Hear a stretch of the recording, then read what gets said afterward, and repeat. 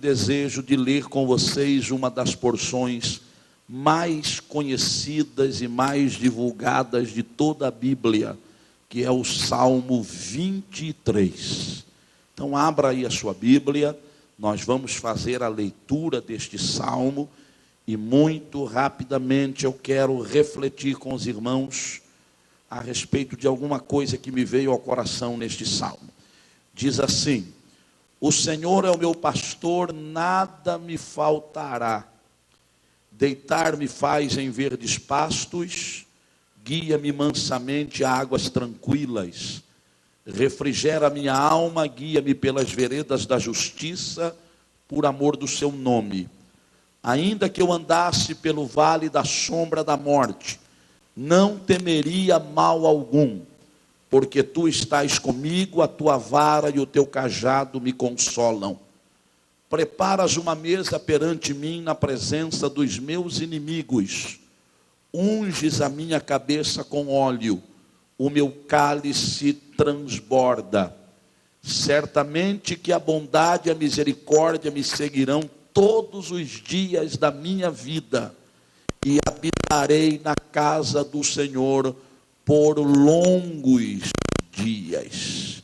Queridos, a nossa vida, ela é marcada, e eu acredito que nós já experimentamos isto nesses 10 primeiros dias do ano de 2010. A nossa vida, o nosso cotidiano, é marcado pelas batalhas que nós enfrentamos.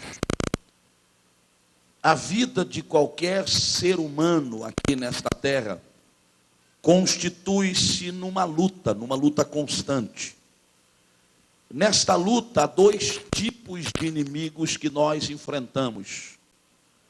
Existem os inimigos naturais e os inimigos sobrenaturais.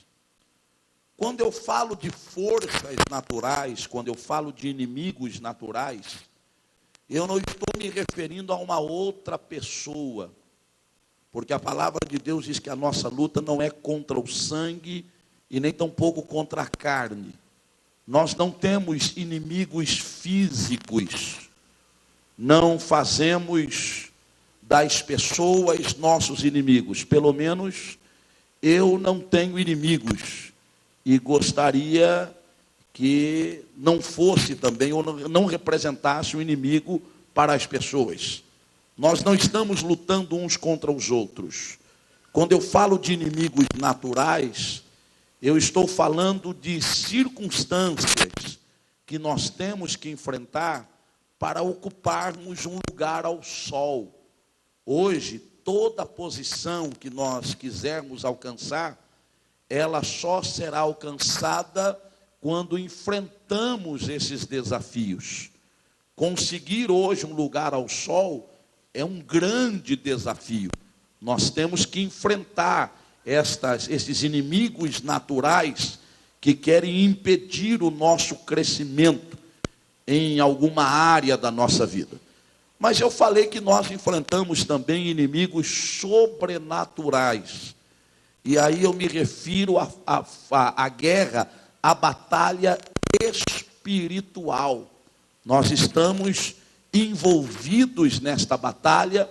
Existem forças espirituais que guerreiam contra nós. A palavra de Deus diz que as forças espirituais da maldade que habitam as regiões celestiais, elas lutam contra os escolhidos de Deus. Agora entenda uma coisa: na batalha que nós travamos no nosso dia a dia, quer seja ela contra inimigos naturais ou inimigos sobrenaturais, esta batalha nos debilita, esta batalha nos cansa. Às vezes nós nos sentimos cansados, às vezes nós nos sentimos debilitados, e isto não é privilégio só nosso. Eu me lembro agora do rei Davi, que foi um rei especialista em enfrentar batalhas e gigantes. Um dos grandes feitos de Davi foi quando ele vence Golias, um gigante quase com o dobro da estatura que ele tinha. Mas Davi, na força de Deus, vence Golias, triunfa sobre ele. Foi ali que a nação de Israel passou a respeitar Davi, fazendo com que a plataforma que ele precisava para assumir o reinado de Israel e de Judá fosse estabelecido naquela vitória que ele teve sobre Golias. Agora é interessante, contra Golias, que era um gigante que tinha quase que o dobro do seu tamanho, um homem experimentado em guerras, Davi o enfrenta no momento em que ele não tinha experiência em batalhas, e ele vence Golias facilmente. Agora existe um outro episódio na vida de Davi, e se vocês quiserem depois tomar conhecimento pormenorizado, vocês podem ler lá em 2 Samuel capítulo 21, no segundo livro de Samuel capítulo 21, não leiam agora, mas anotem aí se você quiser ler, a partir do verso 15, você vai encontrar uma outra batalha de Davi, quando ele enfrenta um gigante que era fisicamente muito menor do que Golias. O nome dele era Isbi-Benob. Se você fizer uma comparação entre a lança que Golias carregava e a lança que Isbi-Benob carregava, você vai ver uma diferença muito grande, de 15 quilos para 3,5 quilos.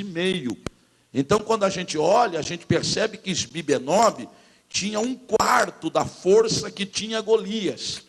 Golias, Davi venceu, mas Isbi-Benob não. Quando ele se levanta para enfrentar este gigante, a Bíblia diz que o gigante se levantou contra Davi e tirou a sua espada e veio para destruí-lo. Davi ia ser morto por Isbi-Benob. Só não foi porque entra em cena um jovem chamado Abissai, que era parente muito próximo de Davi, e quando ele percebe que Isbi-Benob ia matar Davi, ele se coloca entre o gigante, ou entre o guerreiro e o rei, e saca da sua espada, e enfrenta o guerreiro Isbi-Benob, e o derrota. E Davi foi poupado de ser morto naquele momento, porque Abissai tomou a sua causa. E aí a gente pergunta, por que é que Davi, diante de Golias, que era um gigante muito mais forte do que Isbi-Benob, ele não teve esse problema? E diante de um guerreiro com forças muito menores do que Golias, ele se vê em aperto. Aí você encontra a resposta nos versos anteriores. Diz o seguinte, que Israel tanto pelejou contra os filisteus, que Davi se cansou. E quando Davi se cansou, surgiu, entrou em cena este gigante. E aí Davi, pelo fato de estar cansado, perdendo os seus reflexos, perdendo a sua destreza e perdendo a sua força, ele não consegue vencer Isbi-Benob. Tanto é que após este episódio, o povo de Israel toma a palavra e diz a Davi o seguinte: nunca mais sairás conosco a peleja, para que não se apague a lâmpada de Israel. Sabe o que eles estavam dizendo? A partir de agora, rei, nós vamos sair a peleja, mas o rei não irá. Porque se o rei sair conosco uma vez mais, e se cansar como se cansou, nós corremos o risco de perdê-lo. Um soldado inimigo, um gigante qualquer, vai destruir a sua vida. Então, a partir de agora, nós iremos à peleja para que o rei não se canse. O que é que eu entendo com isto, queridos? As batalhas da vida, às vezes, nos cansam. E eu estou falando a uma igreja especial nesta tarde. Estou falando a pessoas especiais. Estamos iniciando um novo ano.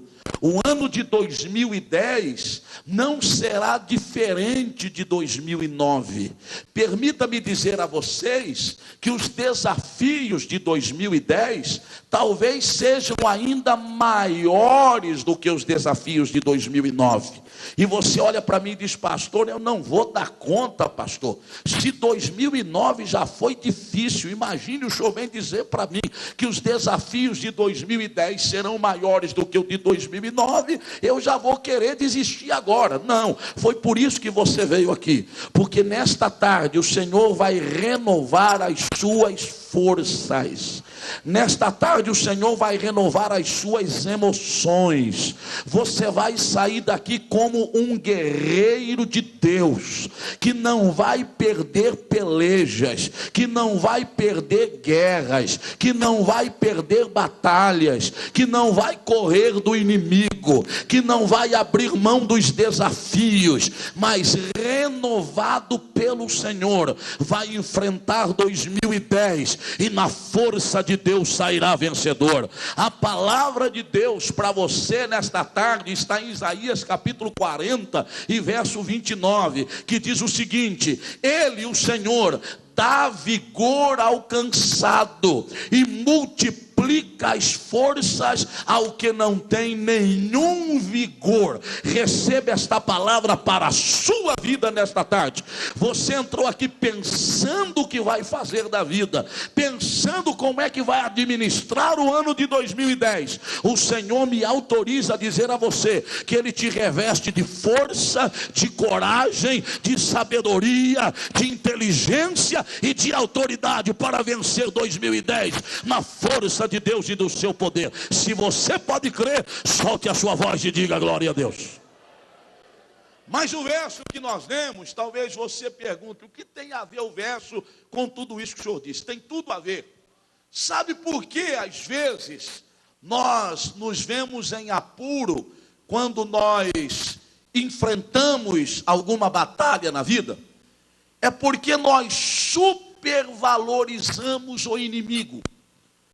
E todas as vezes que você supervaloriza o inimigo, ele ganha terreno.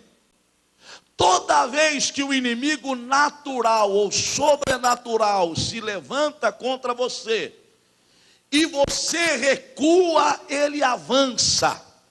Mas quando um inimigo natural ou sobrenatural se levantar contra você, e você der um passo em direção a ele, ele terá que recuar. Às vezes o inimigo nos oprime, nos amedronta, nos assusta, nos desencoraja. E quando o inimigo vê que nós estamos com medo, ele prevalece contra nós. Mas quando alguém se levanta contra você e você demonstra firmeza e não se amedronta, ele entende que não será fácil derrotá-lo, e aí ele recua. A palavra de Deus com relação a esta batalha espiritual, o que a palavra de Deus nos orienta? Resistir ao diabo, e ele vai fazer o quê? E ele fugirá de vós. Quando você o aceita, quando você teme, ele vai avançar. Mas quando você resiste, ele é obrigado a bater em retirada. Eu estava vindo de viagem agora, e o Senhor me autorizou a dizer isto à igreja que está reunida aqui nesta tarde. Muitos inimigos vão ter que recuar no ano de 2010, porque nós não recuaremos. Se for necessário, nós avançaremos em direção a ele. E quando nós avançarmos, eles vão ter que andar de marcha ré, meu irmão. E a igreja de Deus vai andar para frente. E com isto receberemos os benefícios e as vitórias de Deus. O verso que li hoje, inserido no Salmo 23, fala sobre uma mesa que o Senhor prepara para nós. Mesa é símbolo de banquete. Hoje nós estamos em volta da mesa do Senhor. E hoje de uma maneira mais intensa, né? Porque estamos aqui no sentido físico e no sentido espiritual. Estamos ao redor da mesa, porque daqui a alguns minutos nós vamos tomar parte da ceia do Senhor. Mas estamos ao redor da mesa também no sentido espiritual, porque todas as vezes que o povo de Deus se reúne, Deus prepara um banquete para este povo. E eu aconselharia a todos vocês, para que no ano de 2010, nós tivéssemos um comportamento um pouquinho diferente, nós deixássemos de focar o inimigo, deixássemos o inimigo para lá, meu irmão, e começássemos a colocar os nossos olhos na mesa do Senhor. Eu vou convocá-los nesta tarde, para que a partir de hoje, a gente não se preocupe mais com inimigos. E se possível for, nem mencione o nome deles. Porque no momento em que eles caírem no esquecimento, Deus confirmará a vitória que tem prometido para a sua vida. E aí você pergunta para mim, por que, pastor, tirar os olhos desta guerra, tirar os olhos desta batalha, para focar os olhos na mesa do Senhor? Por algumas razões que eu quero mencionar agora.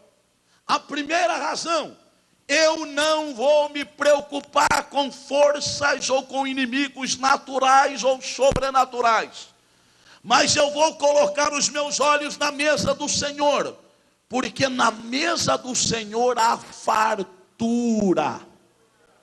Escute, o que veio fazer o inimigo? O que Jesus disse acerca dele? O inimigo veio fazer o quê? Matar, roubar e destruir. Então essa é a missão dele. Mas Jesus veio para quê?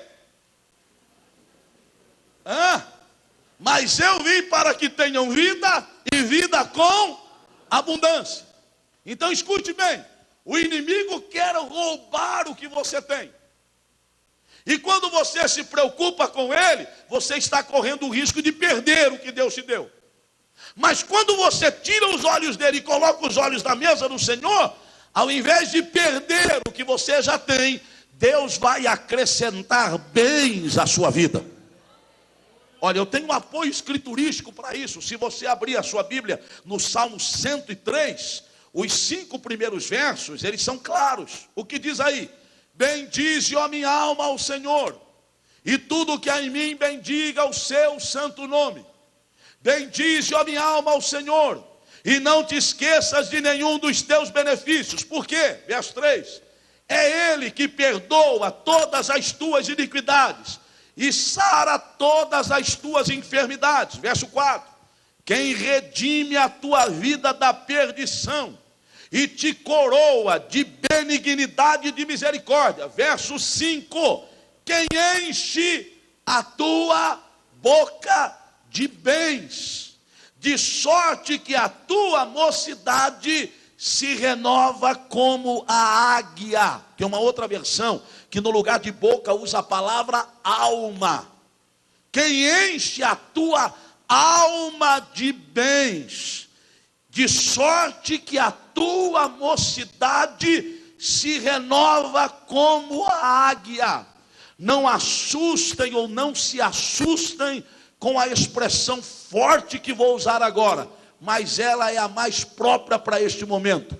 O diabo e seus adeptos não têm nada para dar a ninguém. A fonte de riquezas materiais e espirituais é o Senhor dos céus.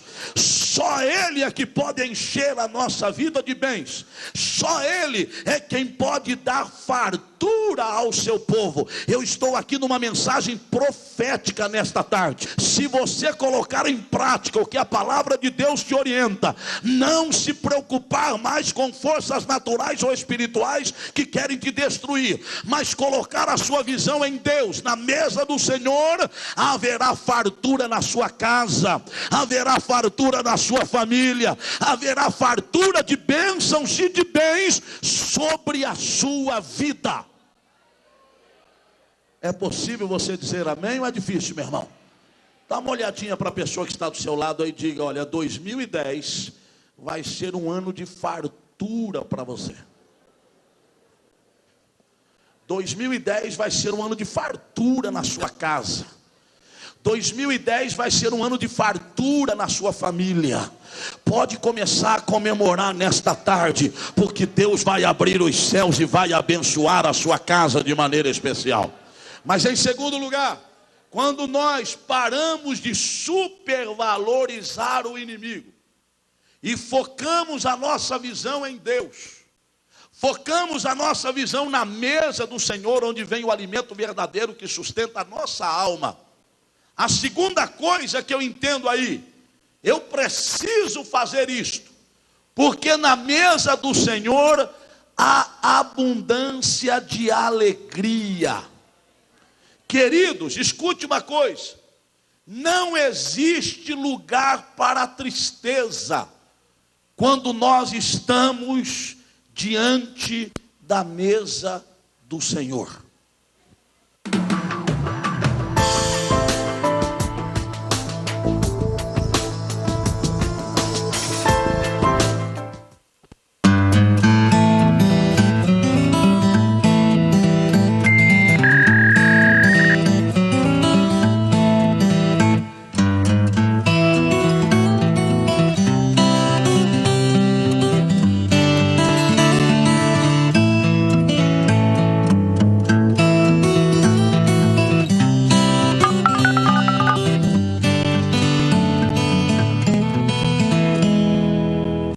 Eu quero falar com você, meu querido irmão, minha querida irmã, que me acompanha aqui todas as noites.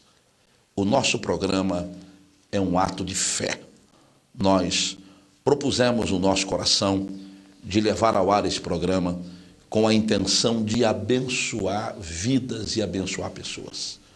E os testemunhos que nós temos colhido são testemunhos preciosíssimos para nós. Pessoas, famílias, lares que têm sido grandemente abençoados através do nosso programa. Vidas que são restauradas, pessoas que estavam à beira do desespero e quando são tocadas pela palavra que aqui pregamos, elas são restauradas. Mas eu preciso da sua ajuda. Eu preciso que você se junte a nós para nos ajudar neste grande projeto de evangelização. O nosso programa é mantido por pessoas que, sentindo a necessidade de que outras pessoas sejam abençoadas, elas se juntam a nós e nos ajudam neste projeto. Eu preciso da sua ajuda. Você pode anotar aí o número da nossa conta bancária e, se você sentir no coração, ore a Deus, peça uma orientação do Senhor. Se você sentir no seu coração, nos ajude. Eu preciso da sua ajuda para manter os custos deste programa. Nós não vendemos aqui produtos, não vendemos materiais, muito menos indulgência, porque não é esta a nossa intenção e o propósito que temos ao apresentar esse programa. Mas nós contamos sim, e esta necessidade eu reparto com você, contamos sim com a sua ajuda, com o seu apoio, com a sua contribuição, com a sua oferta, para que o nosso programa continue sendo levado ao ar. Eu preciso de você, me ajude, junte-se a mim, vamos formar um grande exército de pessoas envolvidas e determinadas em abençoar outras pessoas. Anote aí o número da nossa conta e faça aquilo que o seu coração já determinou que você faça. Eu conto com você.